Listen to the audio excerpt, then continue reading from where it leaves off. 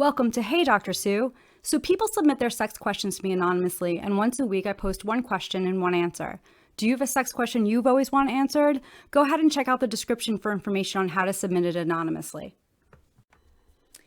This week's question is, how do pregnancy tests work?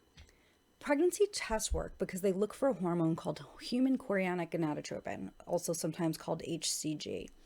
People often ask how long after sex someone has to wait to take a pregnancy test, so let me explain a little bit about timing in HCG. If there's going to be a potential pregnancy, we first need for the sperm to fertilize the egg, which happens in the fallopian tube. This is called conception. While this can happen pretty soon after sex, it can also take a couple of days. Once the egg is fertilized, we start referring to it as an embryo. The embryo starts to make its way to the uterus and begins to implant into the uterine lining. That's going to cue the body to start to form the placenta, and that's what triggers the release of HCG. How long does this take?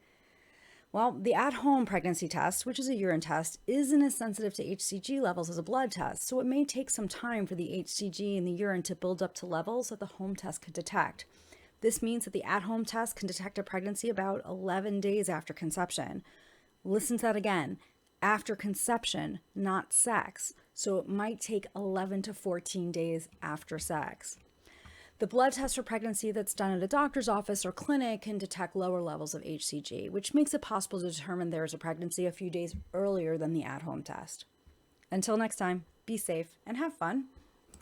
Did you enjoy that video? If so, make sure to like it. Also, make sure to subscribe. It lets you know when new videos are coming out and it helps to support the channel.